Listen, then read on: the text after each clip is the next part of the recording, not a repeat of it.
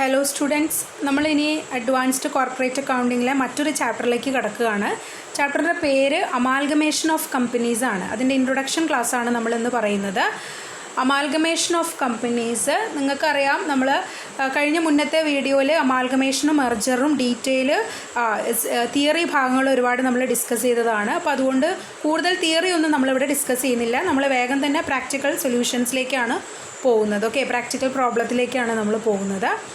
അപ്പോൾ എന്താണ് അമാൽഗമേഷൻ ചെയ്യുന്ന സമയത്ത് ഏതൊക്കെ അക്കൗണ്ട്സ് ആണ് നമ്മൾ പ്രിപ്പയർ ചെയ്യുക, അതിനോടനുബന്ധിച്ചിട്ടുള്ള അഡ്ജസ്റ്റ്മെൻറ്റുകൾ ഏതൊക്കെയാണെന്നൊക്കെയാണ് accounting for amalgamation and external reconstruction എന്ന് പറയുന്ന ചാപ്റ്ററിൽ നമ്മൾ പഠിക്കുന്നത്. അമാൽഗമേഷൻ ഓഫ് കമ്പനീസ് ആണ് നമ്മൾ പഠിക്കുന്നത് കേട്ടോ. അമാൽഗമേഷൻ ഓഫ് കമ്പനീസ് നമുക്കറിയാം, ബിസിനസ് കോമ്പിനേഷനിലെ വളരെ പോപ്പുലർ ആയിട്ടുള്ളൊരു ബിസിനസ് കോമ്പിനേഷനാണ് ഇത് അമാൽഗമേഷൻ എന്ന് പറയുന്നത് അല്ലേ. അമാൽഗമേഷൻ ഉണ്ട്, അതുപോലെ നമ്മൾ നേരത്തെ കഴിഞ്ഞ ക്ലാസ്സിൽ പഠിച്ച ഗ്രൂപ്പ് അക്കൗണ്ട്സും ഒരു ടൈപ്പ് ഓഫ് ബിസിനസ് കോമ്പിനേഷനാണ്. So amalgamation, group accounts, absorption, external reconstruction, ഇതൊക്കെ നമുക്ക് റിലേറ്റ് ചെയ്യാൻ പറ്റുന്ന ബിസിനസ് കോമ്പിനേഷൻസ് ആണ്. വളരെ പോപ്പുലറായിട്ട് ഇന്ന് നമുക്ക് ബിസിനസ്സുകളിൽ കാണാൻ പറ്റുന്ന കോമ്പിനേഷൻസാണ് അമാൽഗമേഷൻ എന്ന് പറയുന്നത്. അമാൽഗമേഷൻ എന്ന് പറഞ്ഞാൽ അവിടെ തന്നെ നിങ്ങൾക്ക് മനസ്സിലാകാം, രണ്ട് കമ്പനികൾ കൂടിച്ചേർന്ന് ഒരു പുതിയ കമ്പനി ഫോം ചെയ്യുന്നതിനെയാണ് നമ്മൾ അമാൽഗമേഷൻ എന്ന് പറഞ്ഞിരിക്കുന്നത്. അതിൻ്റെ ലീഗൽ ടേമാണ് അമാൽഗമേഷൻ അല്ലെങ്കിൽ മേർജർ എന്ന് നമ്മൾ പറയും. മേർജർ എന്ന് പറഞ്ഞാലും എന്ത് തന്നെയാണ്, അമാൽഗമേഷൻ തന്നെയാണ് അല്ലേ. കൂടുതലും ഇത്തരം ആക്ടിവിറ്റീസിലേക്ക്, ഇത്തരം കോമ്പിനേഷൻസിലേക്ക് ബിസിനസ് നീങ്ങുന്നതിൻ്റെ മെയിൻ ഉദ്ദേശം എന്ന് പറയുന്നത് പ്രോഫിറ്റ് അച്ചീവ് ചെയ്യാനും മാർക്കറ്റ് ഷെയർ ഇംപ്രൂവ് ചെയ്യാനും അതുപോലെ ഗ്രോത്തിനും സർവൈവലിനൊക്കെ വേണ്ടിയിട്ടാണ് അവർ ഇത്തരം കോമ്പിനേഷൻസിലൊക്കെ ഉൾപ്പെടുന്നത്. ഇപ്പോൾ കോവിഡ് സിറ്റുവേഷൻ ആയതുകൊണ്ട് തന്നെ ബിസിനസ് കോമ്പിനേഷൻസൊക്കെ വളരെ കുറവാണ്. അപ്പം നേരത്തെ നമ്മൾ കണ്ടിരുന്ന ഒരു ട്രെൻഡ് എന്ന് പറയുന്നത് ബിസിനസ് കോമ്പിനേഷൻസിലേക്ക് ഒരുപാട് ആൾക്കാർ അമാൽഗമേഷനിലേക്കും അബ്സോർപ്ഷനിലേക്കും വന്നിരുന്നതാണ്. ഓക്കെ, അപ്പോൾ അക്കൗണ്ടിങ് സ്റ്റാൻഡേർഡ് 14 പ്രകാരമാണ് അമാൽഗമേഷൻ എന്ന് നമ്മളിവിടെ എന്ത് ചെയ്യുന്നത്, ഡിഫൈൻ ചെയ്ത് പറയുന്നത് അല്ലെങ്കിൽ മീനിങ് പറയുന്നത്. As per accounting standard 14 amalgamation എന്ന് പറഞ്ഞു കഴിഞ്ഞാൽ എന്താണ്? Amalgamation refers to the formation of a new company to purchase 2 or more existing companies which going to liquidation. അതാണ് അമാൽഗമേഷൻ്റെ മീനിങ്. അമാൽഗമേഷൻ എന്ന് പറയുന്നത് രണ്ടോ അതിലധികമോ എക്സിസ്റ്റിംഗ് കമ്പനീസുകൾ ചേർന്ന് പുതിയൊരു കമ്പനി ഫോം ചെയ്യുകയും എക്സിസ്റ്റിംഗ് കമ്പനീസ് പിന്നീട് ലിക്വിഡേറ്റ് ചെയ്യപ്പെടുകയും ചെയ്യുന്ന പ്രോസസ്സാണ് അമാൽഗമേഷൻ എന്ന് പറഞ്ഞു കഴിഞ്ഞാൽ. സി എക്സാമ്പിൾ, എ ബി എന്ന് പറയുന്ന എക്സിസ്റ്റിംഗ് കമ്പനീസ് കൂടിച്ചേർന്ന് സി എന്ന് പറയുന്ന പുതിയൊരു കമ്പനി ഫോം ചെയ്യുകയും എ ബി എന്ന് പറയുന്ന എക്സിസ്റ്റിംഗ് കമ്പനീസ് പിന്നീട് ലിക്വിഡേറ്റ് ചെയ്തു പോവുകയും ചെയ്യുന്ന പ്രോസസ്സിനെയാണ് നമ്മൾ എന്ത് പറയുന്നത്, അമാൽഗമേഷൻ ഓർ മെർജർ എന്ന് പറയുന്നത്. നിലവിലുള്ള കമ്പനികൾ പിന്നീട് വൈൻഡപ്പ് ചെയ്തു പോവുകയും പുതിയൊരു കമ്പനി ഫോം ചെയ്യുകയും ചെയ്യുന്നതിനെയാണ് നമ്മൾ അമാൽഗമേഷൻ എന്ന് പറയുന്നത്. എ എന്ന് പറയുന്ന കമ്പനിയും ബി എന്ന് പറയുന്ന കമ്പനിയും അവരുടെ രണ്ട് ഓപ്പറേഷൻസും പിന്നീട് ആരാണ് നടത്തിക്കൊണ്ട് പോകുന്നത്, സി എന്ന് പറയുന്ന പുതിയ കമ്പനിയാണ്. എയും ബിയും എന്ന് പറയുന്ന കമ്പനിയുടെ ഐഡൻറ്റിറ്റി അവിടെ നഷ്ടപ്പെടുകയാണ് ചെയ്യുന്നത്. അതിനെയാണ് നമ്മൾ എന്ത് പറയുന്നത്, അമാൽഗമേഷൻ എന്ന് പറയുന്നത്. Okay, merger of 2 or more existing companies into a single new company. രണ്ടോ അതിലധികമോ എക്സിസ്റ്റിംഗ് കമ്പനീസ് ഒരു പുതിയ കമ്പനിയായിട്ട് ഫോം ചെയ്യുന്നതിനെയാണ് നമ്മൾ അമാൽഗമേഷൻ എന്ന് പറയുന്നത്. സോ അമാൽഗമേഷൻ്റെ പ്രത്യേകത എന്ന് പറയുന്നത് എന്താണ്, അവിടെ ഒരു ഫോർമേഷനും അതുപോലെ തന്നെ ലിക്വിഡേഷനും നടക്കും എന്നുള്ളത് തന്നെയാണ് അവിടുത്തെ പ്രധാനപ്പെട്ട ഫീച്ചർ എന്ന് പറയുന്നത്. 2 or more companies go into liquidation and a new company comes into existence. Okay, so അത്തരത്തിലുള്ള സിറ്റുവേഷനിൽ എങ്ങനെ അക്കൗണ്ട്സ് പ്രിപ്പയർ ചെയ്യും, എന്തൊക്കെയാണ് ബാലൻസ് ഷീറ്റിൽ കാണിക്കേണ്ടത്, എന്തൊക്കെയാണ് ജേർണൽ എൻട്രീസ് എന്നൊക്കെയാണ് നമ്മൾ ഈ ഒരു ചാപ്റ്ററിൽ പഠിക്കാൻ വേണ്ടി പോകുന്നത്. So there are 2 types of amalgamation. 2 type of amalgamation ആണുള്ളത്. Amalgamation in the nature of merger and amalgamation in the nature of purchase. അപ്പോൾ അതിന് മുന്നേ നമ്മൾ അമാൽഗമേഷനായിട്ട് ബന്ധപ്പെട്ടുള്ള കുറച്ച് കാര്യങ്ങൾ പറയുകയാണ്. അമാൽഗമേഷൻ എന്ന് പറഞ്ഞാൽ നമ്മളിപ്പോൾ പറഞ്ഞല്ലോ, രണ്ടോ അതിലധികമോ എക്സിസ്റ്റിംഗ് കമ്പനീസ് കൂടിച്ചേർന്ന് ഒരു പുതിയ കമ്പനി ഫോം ചെയ്യുകയും എക്സിസ്റ്റിംഗ് കമ്പനീസ് പിന്നീട് വൈൻഡപ്പ് ചെയ്ത് പോവുകയും ചെയ്യുന്നതാണ് അമാൽഗമേഷൻ എന്ന് പറയുന്നത്. അമാൽഗമേഷനിൽ 2 പാർട്ടീസാണുള്ളത്. നമ്മൾ ഗ്രൂപ്പ് അക്കൗണ്ട്സിൽ പറഞ്ഞതുപോലെ അവിടെ ഹോൾഡിംഗ് ആൻഡ് സബ്സിഡറി കമ്പനി, പാരൻറ്റും സബ്സിഡറി കമ്പനിയും റിലേഷൻഷിപ്പ് നമ്മൾ പറഞ്ഞിരുന്നു. ഇവിടെ നമ്മൾ പറയാൻ പോകുന്ന 2 ആൾക്കാർ, ഒന്ന് ട്രാൻസ്ഫറി കമ്പനിയും ഒന്ന് ട്രാൻസ്ഫറർ കമ്പനിയുമാണ്. മാറിപ്പോകരുത് നിങ്ങളോട്. ഒന്ന് ട്രാൻസ്ഫറി കമ്പനി, 2 ട്രാൻസ്ഫറർ കമ്പനിയാണ്. Transferor company, okay. Transferee company, transferor company. അപ്പോൾ ഏതാണോ പുതിയ കമ്പനി അതാണ് ട്രാൻസ്ഫറർ കമ്പനി എന്ന് പറയുന്നത്. പുതിയ കമ്പനി എന്ന് പറഞ്ഞു കഴിഞ്ഞാൽ എന്താണ്? ട്രാൻസ്ഫറി കമ്പനിയും ട്രാൻസ്ഫറർ കമ്പനിയും ഏതാണോ ഒരു കമ്പനി, അതായത് 2 എക്സിസ്റ്റിംഗ് കമ്പനീസ് ഉണ്ടായിരിക്കും. ആ എക്സിസ്റ്റിംഗ് കമ്പനീസ് ആയിരിക്കും ഏത്? Transferor company. ഏത് കമ്പനിയാണോ കമ്പനിയെ ഏറ്റെടുക്കുന്നത് അവരായിരിക്കും ആര്? Transferee company. അതായത് എയും ബിയും പിന്നെ സി എന്ന് പറയുന്ന പുതിയ കമ്പനി ഫോം ചെയ്തിട്ടുണ്ടെങ്കിൽ സി എന്ന് പറയുന്ന കമ്പനി ആയിരിക്കും ആര്? Transferee company.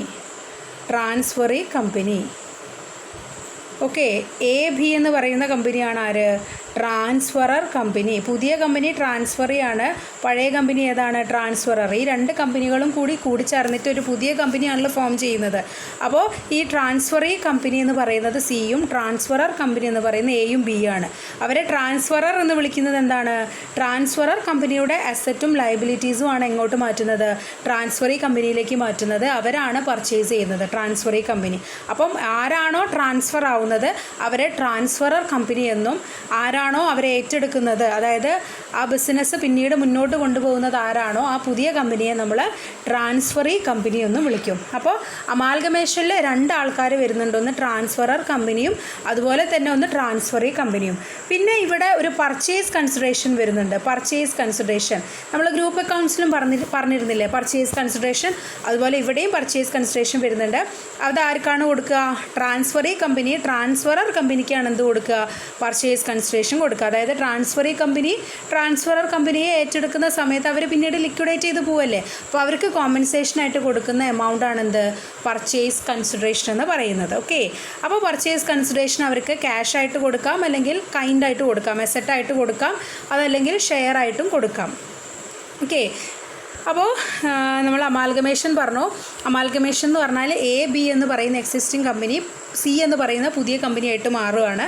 അവിടെ എ ബി എന്ന് പറയുന്ന എക്സിസ്റ്റിംഗ് കമ്പനി ട്രാൻസ്ഫറർ കമ്പനിയും സി എന്ന് പറയുന്ന പുതിയ കമ്പനി അവിടെ ട്രാൻസ്ഫറി കമ്പനിയുമാണ്. എങ്കിൽ ട്രാൻസ്ഫറി കമ്പനി കൊടുക്കുന്ന കോമ്പൻസേഷനാണ് പർച്ചേസ് കൺസിഡറേഷൻ എന്ന് പറയുന്നത്. ട്രാൻസ്ഫറി കമ്പനി ട്രാൻസ്ഫറർ കമ്പനിക്ക് കൊടുക്കുന്ന എമൗണ്ടാണ് പർച്ചേസ് കൺസിഡറേഷൻ, ഓക്കെ. അപ്പോൾ ഇതാണ് ഇൻട്രൊഡക്ഷനിൽ നമുക്ക് പറയാനുള്ളത്. അപ്പോൾ നമ്മൾ പറഞ്ഞുകൊണ്ടിരിക്കുന്നത് അമാൽഗമേഷൻ, അതിൻ്റെ 2 ടൈപ്സ് ഓഫ് അമാൽഗമേഷൻ ആണ്. ഒന്ന് amalgamation in the nature of merger, 2 amalgamation in the nature of purchase. Transferor ആരാണ്?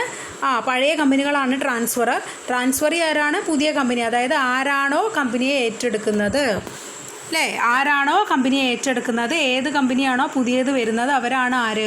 Transferee company. ഇനി ഏത് കമ്പനികളാണോ ട്രാൻസ്ഫർ ആയി പോകുന്നത് അവരാണ് ട്രാൻസ്ഫറർ കമ്പനി. എക്സിസ്റ്റിംഗ് കമ്പനീസ് ആയിരിക്കും എപ്പോഴും എന്ത്? Transferor company. ഇനി നോക്കാം.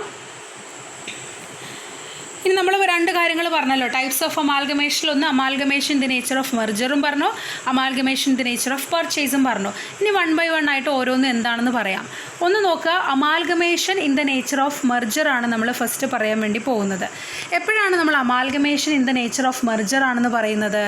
5 കണ്ടീഷൻസ് സാറ്റിസ്ഫൈ ചെയ്താലാണ് amalgamation in the nature of merger ആണെന്ന് നമ്മൾ പറയുക. ഏതൊക്കെയാണ് 5 കണ്ടീഷൻസ്? അതിൽ ഫസ്റ്റ് വരുന്നത് all the asset and liabilities of the transferor company or transferor companies before amalgamation should become the asset and liabilities of the transferring company. ഇവിടെ before അല്ല after ആണ് കേട്ടോ.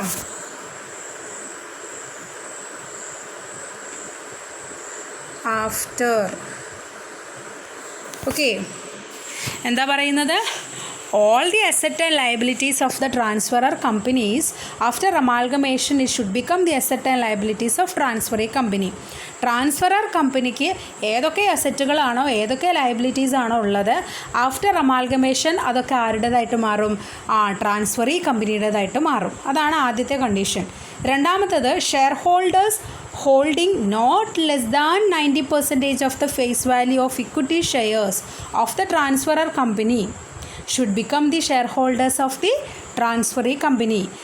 എക്സിസ്റ്റിംഗ് കമ്പനികളായിട്ടുള്ള ട്രാൻസ്ഫറർ കമ്പനിയുടെ അറ്റ്ലീസ്റ്റ് 90% ഓഫ് ഷെയർ ഹോൾഡേഴ്സ് എങ്കിലും എവിടെ ഉണ്ടായിരിക്കണം? Transferee കമ്പനിയിൽ ഉണ്ടായിരിക്കണം. അറ്റ്ലീസ്റ്റ് എന്നാണ് പറഞ്ഞിരിക്കുന്നത്, അല്ലെങ്കിൽ നോട്ട് ലെസ് ദാൻ 90% എന്നാണ് പറഞ്ഞിരിക്കുന്നത്. അപ്പോൾ എത്ര വേണം? 90% എങ്കിലും ഷെയർ ഹോൾഡേഴ്സ്, അതായത് ട്രാൻസ്ഫറർ കമ്പനിയിൽ നിലവിലുള്ള ഷെയർ ഹോൾഡേഴ്സ് ഉണ്ടായിരിക്കുമല്ലോ, അവരിൽ 90% ഓഫ് ഷെയർ ഹോൾഡേഴ്സും എവിടെ ഉണ്ടായിരിക്കണം? പുതിയ കമ്പനിയായിട്ടുള്ള ട്രാൻസ്ഫറി കമ്പനിയിൽ ഉണ്ടായിരിക്കണം. അതാണ് രണ്ടാമത്തെ കണ്ടീഷൻ. ദെൻ മൂന്നാമത്തെ കണ്ടീഷൻ എന്താണ്? The consideration payable to the above mentioned shareholders should be discharged by the transferee company by the issue of equity shares and cash and can be payable in respect of fractional shares. Okay, so നമ്മൾ നേരത്തെ പറഞ്ഞു transferee company കോമ്പൻസേഷനായിട്ട് ആർക്ക് എന്ത് കൊടുക്കണം? Transferor കമ്പനിക്ക് purchase consideration കൊടുക്കണം. So purchase consideration transferee company കൊടുക്കുന്നതൊന്നെങ്കിൽ shares ആകാം, അല്ലെങ്കിൽ ക്യാഷ് ആകാം. Okay. Then 4, the business of transferor companies is intended to be carried on by the transferee company. എന്താ പറയുന്നത്? ഇവിടെ ട്രാൻസ്ഫറർ കമ്പനിയെ ഏറ്റെടുത്ത് കഴിഞ്ഞാൽ പിന്നീട് ബിസിനസ് ആരാണ് ക്യാരി ഫോർവേഡ് ചെയ്ത് കൊണ്ടുപോകുന്നത്? ക്യാരി ചെയ്ത് കൊണ്ടുപോകുന്നത് പിന്നെ ട്രാൻസ്ഫറി കമ്പനിയാണ് അല്ലേ. ട്രാൻസ്ഫറർ കമ്പനി ഏറ്റെടുത്ത് കഴിഞ്ഞാൽ പിന്നീട് കാര്യങ്ങൾ ആരാണ് കൊണ്ടുപോകുന്നത്? ട്രാൻസ്ഫറി കമ്പനിയാണ്. Then no adjustment is intended to be made to the book value of the asset and liabilities of the transferor company or companies when they are incorporated in the financial statement of the transferee company, except to ensure uniformity of accounting policies. Okay, എന്താ അവിടെ പറയുന്നത്? എന്താണോ transferor കമ്പനിയുടെ books of അക്കൗണ്ട്സിലെ അസറ്റിൻ്റെ book value, what is book value? Balance ഷീറ്റിൻ്റെ value, original value ആണ് book value അല്ലേ. സോ ഏതാണോ ട്രാൻസ്ഫറർ കമ്പനിയുടെ അവരുടെ ബുക്സ് ഓഫ് അക്കൗണ്ട്സിൽ കാണിക്കുന്ന അസറ്റിൻ്റെയും ലയബിലിറ്റീസിൻ്റെയും ആക്ച്വൽ വാല്യൂ അല്ലെങ്കിൽ ബുക്ക് വാല്യൂ ഏതാണോ അതേ വാല്യൂ തന്നെയായിരിക്കണം ട്രാൻസ്ഫറി കമ്പനിയുടെ ബുക്സ് ഓഫ് അക്കൗണ്ട്സിലും ആ അസറ്റും ലയബിലിറ്റീസ് റെക്കോർഡ് ചെയ്യുമ്പോഴും. അതാണ് അഞ്ചാമത്തെ കണ്ടീഷൻ. എന്താണോ ട്രാൻസ്ഫറർ കമ്പനിയുടെ ബുക്കിലുള്ള അസറ്റിൻ്റെയും ലയബിലിറ്റീസിൻ്റെയും ബുക്ക് വാല്യൂ അത് തന്നെയായിരിക്കണം ട്രാൻസ്ഫറി കമ്പനി ആ അസറ്റും ലയബിലിറ്റീസും ഏറ്റെടുത്ത് കഴിഞ്ഞാൽ അവരുടെ ബുക്കിലും റെക്കോർഡ് ചെയ്യേണ്ടത്. അതിൽ മാറ്റങ്ങൾ വരുത്താൻ വേണ്ടി പാടില്ല. അപ്പോൾ ഇത്തരം 5 കണ്ടീഷൻസ് സാറ്റിസ്ഫൈ ചെയ്ത് കഴിഞ്ഞാൽ നമുക്ക് എന്ത് പറയാം? Amalgamation in the nature of merger ആണെന്ന് പറയാം. ഓക്കെ, അപ്പോൾ ഏതൊക്കെയാണ് കണ്ടീഷൻസ്? ആദ്യത്തെ കണ്ടീഷൻ, ട്രാൻസ്ഫറർ കമ്പനിയുടെ അസറ്റും ലയബിലിറ്റീസും ആഫ്റ്റർ അമാൽഗമേഷൻ ആരുടേതായിട്ട് മാറും? ട്രാൻസ്ഫറി കമ്പനിയുടേതായിട്ട് മാറും. സെക്കൻഡ് പറയുന്നത്, minimum 90% of share holders in existing company, അതായത് ട്രാൻസ്ഫറർ കമ്പനിയിൽ മിനിമം 90% ഷെയർ ഹോൾഡേഴ്സ് എങ്കിലും എവിടെ ഉണ്ടായിരിക്കണം? ട്രാൻസ്ഫറി കമ്പനിയിൽ ഉണ്ടായിരിക്കണം after amalgamation. Then third, consideration, purchase consideration transferor കമ്പനിക്ക് കൊടുക്കുന്നതൊന്നെങ്കിൽ ഷെയർ ആകാം, ക്യാഷ് ആകാം, 2 ഫോമിലും ആയിരിക്കാം. ദെൻ ട്രാൻസ്ഫറർ കമ്പനിയുടെ ബിസിനസ് പിന്നീട് ആഫ്റ്റർ അമാൽഗമേഷൻ ആരാണ് ചെയ്തു പോകേണ്ടത്? ട്രാൻസ്ഫറി കമ്പനിയാണ് ചെയ്തു പോകേണ്ടത്. അതുപോലെ തന്നെ ഒരു അഡ്ജസ്റ്റ്മെൻറ്റും എവിടെ പാടില്ല? ഈ പറയുന്ന ട്രാൻസ്ഫറി കമ്പനിയുടെ ബുക്സ് ഓഫ് അക്കൗണ്ട്സിലെ ട്രാൻസ്ഫറർ കമ്പനിയുടെ അസറ്റിൻ്റെയും ലയബിലിറ്റീസിൻ്റെയും ബുക്ക് വാല്യൂ തന്നെയാണ് റെക്കോർഡ് ചെയ്യേണ്ടത്.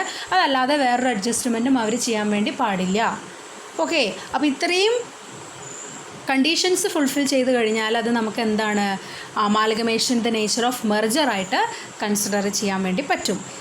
ഇനി രണ്ടാമത് നമ്മൾ പറഞ്ഞ amalgamation the nature of purchase ആണ്. നമ്മൾ ഈ പറഞ്ഞിരിക്കുന്ന 5 കണ്ടീഷൻസിൽ ഏതെങ്കിലും ഒരു കണ്ടീഷൻ പോലും സാറ്റിസ്ഫൈ ചെയ്തിട്ടില്ലെങ്കിൽ അതെന്തായിട്ട് മാറും? Amalgamation in the nature of purchase ആയിട്ട് മാറും. 5 കണ്ടീഷൻസ് നമ്മൾ പറഞ്ഞതിൽ ഏതെങ്കിലും ഒരു കണ്ടീഷൻ പോലും കമ്പനിക്ക് സാറ്റിസ്ഫൈ ചെയ്യാൻ പറ്റിയിട്ടില്ലെങ്കിൽ ആ ഒരു ടൈപ്പ് ഓഫ് അമാൽഗമേഷനെയാണ് നമ്മൾ amalgamation in the nature of purchase എന്ന് പറയുന്നത്. Amalgamation in the nature of purchase എന്ന് പറയുന്നത്. സോ അമാൽഗമേഷൻ എന്ന് പറഞ്ഞു കഴിഞ്ഞാൽ it is a formation of a new company to purchase 2 or more existing companies which go into liquidation. A B എന്ന് പറയുന്ന 2 existing ബിസിനസ്സുകൾ കൂടിച്ചേർന്ന് സി എന്ന് പറയുന്ന പുതിയ കമ്പനി ഫോം ചെയ്യുകയും എ ബി എന്ന് പറയുന്ന എക്സിസ്റ്റിംഗ് കമ്പനി പിന്നീട് ലിക്വിഡേറ്റ് ചെയ്ത് പോവുകയും ചെയ്യുന്ന പ്രോസസ്സിനെയാണ് അമാൽഗമേഷൻ എന്ന് പറയുന്നത്. അത്തരം അമാൽഗമേഷനിൽ വരുന്ന 2 പാർട്ടീസ്, ഒന്ന് ട്രാൻസ്ഫററും ട്രാൻസ്ഫറിയും ആണ്. ട്രാൻസ്ഫറി കമ്പനി എന്ന് പറഞ്ഞാൽ പുതിയ കമ്പനി. ഏത് കമ്പനി? കമ്പനിയാണോ പഴയ കമ്പനിയെ ഏറ്റെടുക്കുന്നത്, ആ പഴയ കമ്പനി ഏത് കമ്പനിയാണോ ട്രാൻസ്ഫർ ചെയ്യുന്നത് അവരുടെ അസറ്റും ലയബിലിറ്റീസും, അവരെയാണ് നമ്മൾ ട്രാൻസ്ഫറർ കമ്പനി എന്ന് പറയുന്നത്. ദെൻ അമാൽഗമേഷൻ എന്ന് പറയുന്നത് 2 ടൈപ്പാണ്. ഒന്ന് amalgamation in the nature of മെർജറും amalgamation in the nature of പർച്ചേസും. Amalgamation in the nature of merger നമ്മൾ പറയണമെങ്കിൽ അവിടെ 5 കണ്ടീഷൻസ് സാറ്റിസ്ഫൈ ചെയ്യണം. 5 കണ്ടീഷൻസിൽ ഏതെങ്കിലും ഒരു കണ്ടീഷൻ പോലും സാറ്റിസ്ഫൈ ചെയ്യാൻ പറ്റിയിട്ടില്ലെങ്കിൽ അത് amalgamation in the nature of purchase ആയിട്ട് മാറും. ക്ലിയർ? നെക്സ്റ്റ് നമ്മൾ ഡിസ്കസ് ചെയ്യുന്നത് പർച്ചേസ് കൺസിഡറേഷനാണ്. നമ്മൾ പറഞ്ഞു പർച്ചേസ് കൺസിഡറേഷൻ എന്ന് പറഞ്ഞാൽ എന്താണ്? Purchase consideration is the amount payable to the transferor company by the transferee company. Transferor കമ്പനിക്ക് കൊടുക്കുന്ന കൺസിഡറേഷനാണ് എന്ത്? പർച്ചേസ് കൺസിഡറേഷൻ എന്ന് പറയുന്നത്. ഓക്കെ, പർച്ചേസ് കൺസിഡറേഷൻ സാധാരണ തീരുമാനിക്കുന്നത് 2 കമ്പനികൾ തമ്മിലുള്ള ഒരു എഗ്രിമെൻറ്റ് പ്രകാരമായിരിക്കും. ഇവിടെ കൺസിഡറേഷൻ എന്ന് ഉദ്ദേശിക്കുന്നത് ഒന്നെങ്കിൽ ഷെയർസ് ആകാം, ക്യാഷ് ആകാം, അല്ലെങ്കിൽ മറ്റ് അസറ്റുകളായിരിക്കാം. ഏതാണെങ്കിലും എഗ്രിമെൻറ്റ് പ്രകാരം ട്രാൻസ്ഫറി കമ്പനി എന്ത് കൊടുക്കണം? ട്രാൻസ്ഫറർ കമ്പനിയുടെ ഷെയർ ഹോൾഡേഴ്സിന്. ആർക്കത് കൊടുക്കുക പർച്ചേസ് കൺസിഡറേഷൻ? ട്രാൻസ്ഫറർ കമ്പനിയുടെ ഷെയർ ഹോൾഡേഴ്സിനാണ് പർച്ചേസ് കൺസിഡറേഷൻ കൊടുക്കുക. അതല്ലാതെ ഡിബഞ്ചർ ഹോൾഡേഴ്സിനോ മറ്റ് ക്രെഡിറ്റേഴ്സിനോ ഒന്നും അവരെന്ത് കൊടുക്കില്ല? പർച്ചേസ് കൺസിഡറേഷൻ കൊടുക്കില്ല. പർച്ചേസ് കൺസിഡറേഷൻ ഷെയർ ഹോൾഡേഴ്സിനാണ് അവർ കൊടുക്കുന്നത്. Okay, so purchase consideration is a consideration payable to the transferor company for the business acquired. Okay, it is determined as per the agreement between the companies. Agreement പ്രകാരമാണ് അത് തീരുമാനിക്കുക. Share ആയിട്ടാണോ കൊടുക്കുന്നത്, cash ആയിട്ടാണോ കൊടുക്കുന്നത്, മറ്റ് asset ആയിട്ടാണോ കൊടുക്കുന്നതെന്ന് പിന്നീടാണ് അവർ തീരുമാനിക്കുക. വേണമെങ്കിൽ കുറച്ച് ഷെയർ ആയിട്ടും കുറച്ച് ക്യാഷ് ആയിട്ടും അവർ കൊടുക്കാറുണ്ട്. പർച്ചേസ് കൺസിഡറേഷൻ കൊടുക്കുന്നത് ട്രാൻസ്ഫറർ കമ്പനിയുടെ ഷെയർ ഹോൾഡേഴ്സിനാണ്, അതല്ലാതെ ഔട്ട്സൈഡേഴ്സിന് അവർ കൊടുക്കുന്നതല്ല. പർച്ചേസ് കൺസിഡറേഷൻ ഔട്ട്സൈഡേഴ്സിൽ എന്തെങ്കിലും ഒരു പേയ്മെൻറ്റ് കൊടുക്കുക എന്ന് പറഞ്ഞിട്ടും കൊടുക്കുന്നതല്ല. Okay, then methods of calculation of purchase consideration. ഇനി നമ്മൾ പർച്ചേസ് കൺസിഡറേഷൻ കാൽക്കുലേറ്റ് ചെയ്യുന്ന മെത്തേഡുകൾ ഏതൊക്കെയാണെന്നാണ് പറയുന്നത്. അതൊക്കെ നമുക്ക് നെക്സ്റ്റ് ഇനി വരുന്ന പ്രോബ്ലത്തിൽ ചെയ്യേണ്ടി വരും. പക്ഷേ കൂടുതലായിട്ടും ക്വസ്റ്റ്യനൊക്കെ ചോദിച്ചിരിക്കുന്നത് ലംസം മെത്തേഡിൽ കറക്റ്റ് പർച്ചേസ് കൺസിഡറേഷൻ ഇത്ര എമൗണ്ട് ആണെന്ന് പറഞ്ഞ് തന്നിട്ട് തന്നെയാണ് കാണിച്ചിരിക്കുന്നത്. എന്നാലും ചില സിറ്റുവേഷനിൽ പർച്ചേസ് കൺസിഡറേഷൻ അതല്ലാതെ ഡിഫറെൻ്റ് ആയിട്ടും കാണിക്കുന്നുണ്ട്. അതായത് ഡിഫറെൻറ്റ് മെത്തേഡിലൂടെ നമ്മൾ കാൽക്കുലേറ്റ് ചെയ്യേണ്ടതായിട്ട് വരുന്നുണ്ട്. അപ്പോൾ ഏതൊക്കെ മെത്തേഡ്സ് നമ്മൾ അറിഞ്ഞിരിക്കണം?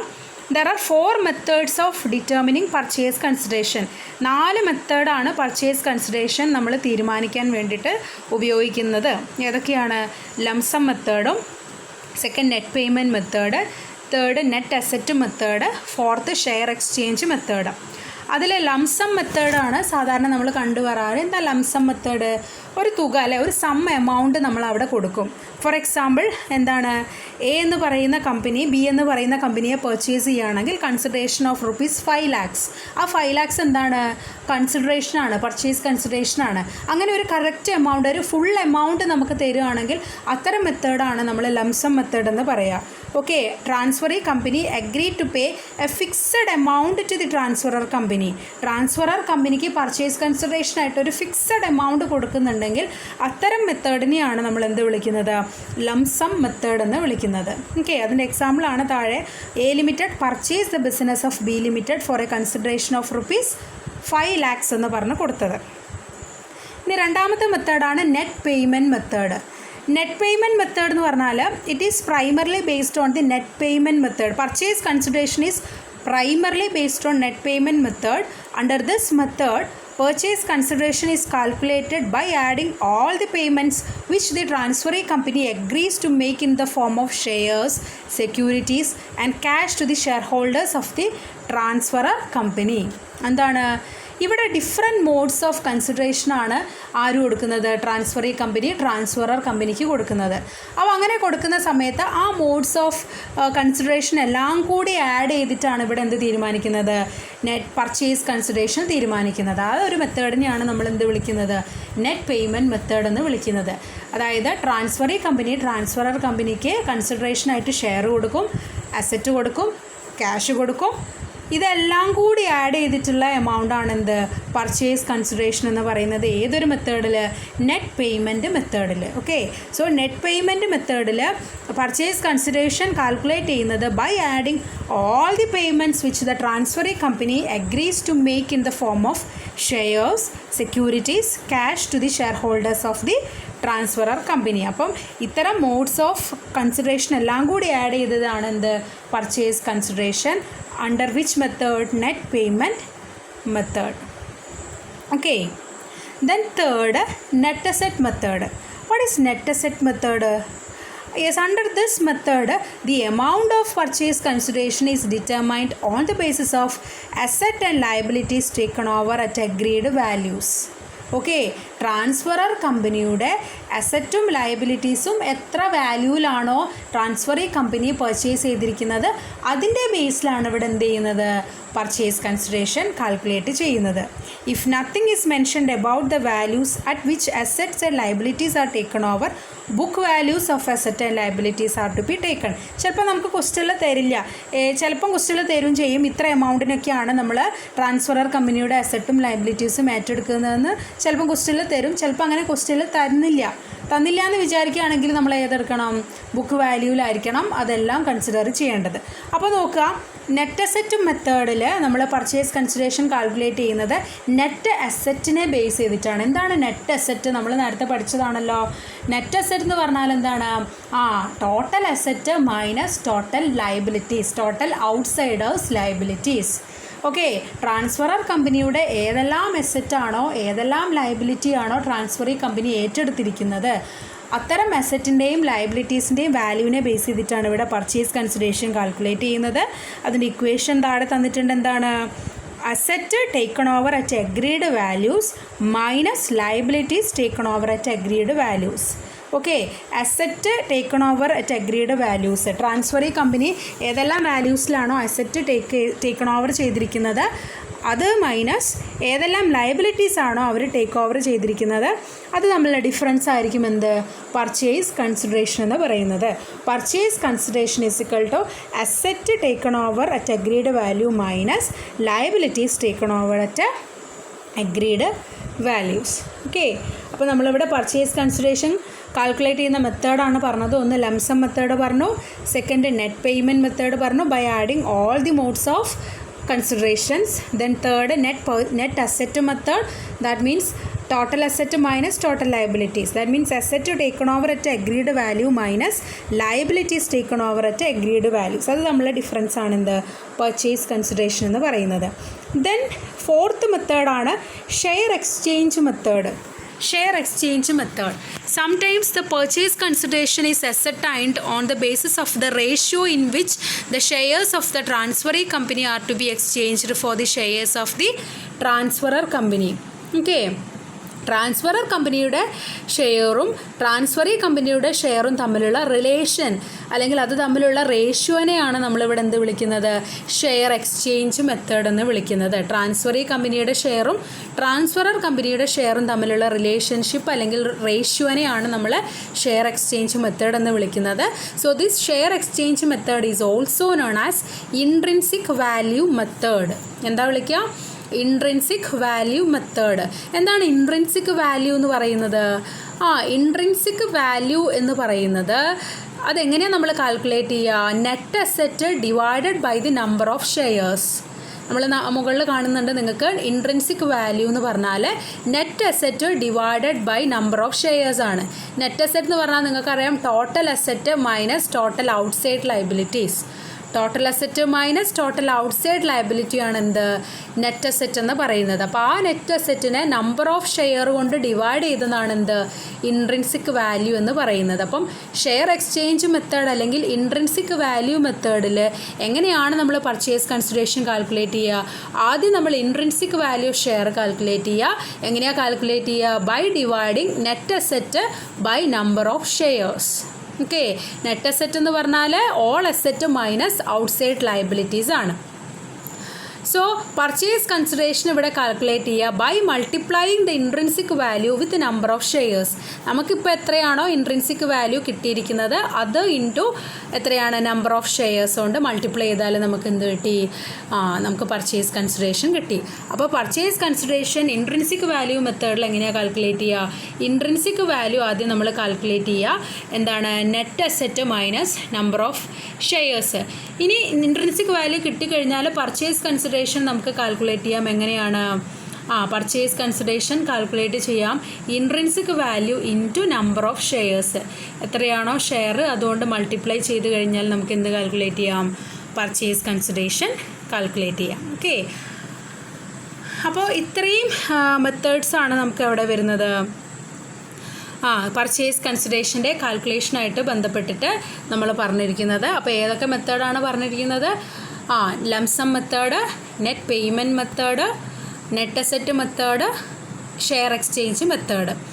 ഓക്കെ, അപ്പോൾ ഇതിൻ്റെ ബാക്കി പ്രാക്ടിക്കൽ പ്രോബ്ലം കാര്യങ്ങളൊക്കെ നമുക്ക് അടുത്ത ക്ലാസ്സിൽ ഡിസ്കസ് ചെയ്യാം. അപ്പോൾ ഇതാണ് ഇതിൻ്റെ ഒരു ഇൻട്രൊഡക്ഷനായിട്ട് നമുക്ക് പറയാനുള്ളത്. അമാൽഗമേഷൻ ഓഫ് കമ്പനീസിൻ്റെ ഇൻട്രൊഡക്ഷനായിട്ട് നമുക്ക് പറയാനുള്ളത്. നന്നായിട്ട് വായിച്ച് മനസ്സിലാക്കുക, കോൺസെപ്റ്റുകളൊക്കെ ഒന്ന് മനസ്സിലാക്കി വെക്കുക. ഓക്കെ.